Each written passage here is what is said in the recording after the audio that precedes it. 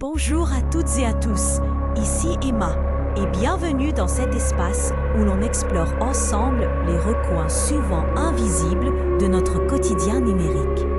Aujourd'hui, on va parler de quelque chose qui semble si banal, si anodin, quelque chose que l'on fait presque sans réfléchir plusieurs fois par semaine, voire par jour pour certains d'entre nous, commander quelque chose à manger, un café, des courses, un colis, bref, se faire livrer.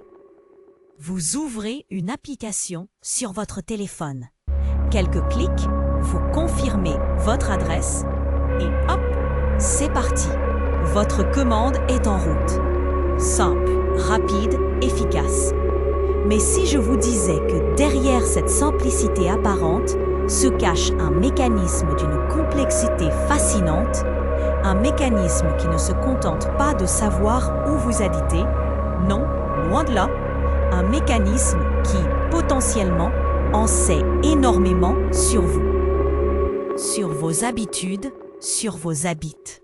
Elles savent si vous commandez souvent seul ou pour plusieurs, si vous avez des préférences alimentaires spécifiques, des allergies notées dans les instructions, si vous commandez toujours le même plat ou si vous aimez explorer. Elles peuvent même déduire des choses sur votre état de santé si vous commandez régulièrement des plats sains ou au contraire des sucreries en grande quantité. C'est une cartographie détaillée de votre estomac, de vos envies soudaines, de vos petites faiblesses. Mais ça ne s'arrête pas là. Oh non! Souvenez-vous de toutes ces autorisations que vous avez acceptées en installant l'application. Souvent, sans vraiment lire les petits caractères, elles peuvent donc potentiellement suivre vos déplacements, savoir où vous travaillez. Personnalisation de l'expérience utilisateur, bien sûr, vous montrez en premier les restaurants que vous aimez, les plats que vous commandez souvent, vous suggérez de nouvelles options basées sur vos goûts.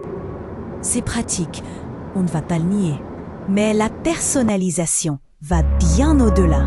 C'est la personnalisation de la publicité, des offres promotionnelles. Elles savent quand vous n'avez pas commandé depuis longtemps et peuvent vous envoyer une réduction pour vous inciter à revenir.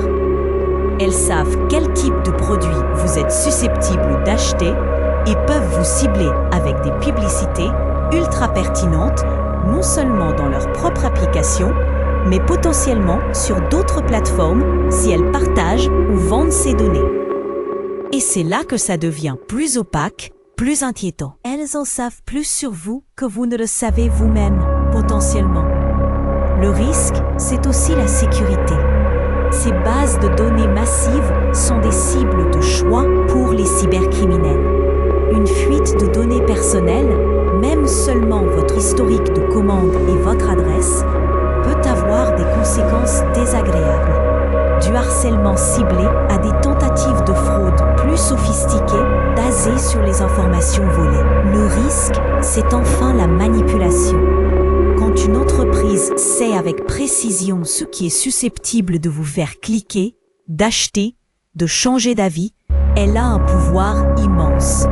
Ce pouvoir peut être utilisé pour vous proposer des offres qui ne sont pas forcément les meilleures pour vous, mais les plus rentables pour elle. Il peut être utilisé pour influencer vos choix de consommation, voire, dans des cas extrêmes et hypothétiques, vous déduire des informations sensibles qui paient. Vérifiez régulièrement les paramètres de confidentialité de l'application. Ne pas hésiter à exercer son droit d'accès aux données collectées par l'entreprise, souvent compliqué à faire, mais possible. Et surtout, prendre conscience que chaque interaction numérique laisse une trace, que chaque clic est une information, que chaque commande est une ligne dans un profil qui se construit jour après jour. L'œil divin de la livraison nous observe, non pas par malveillance nécessairement, mais parce que notre information est le carburant de leur modèle économique. Comprendre cela, c'est déjà un premier pas pour reprendre un peu de contrôle dans ce paysage numérique complexe. C'est un sujet qui me passionne et m'inquiète à la fois, car il touche à notre intimité la plus fondamentale dans un monde de plus en plus connecté. Si ces réflexions vous interpellent, si vous voulez continuer à explorer avec moi ces zones d'ombre de notre vie nue,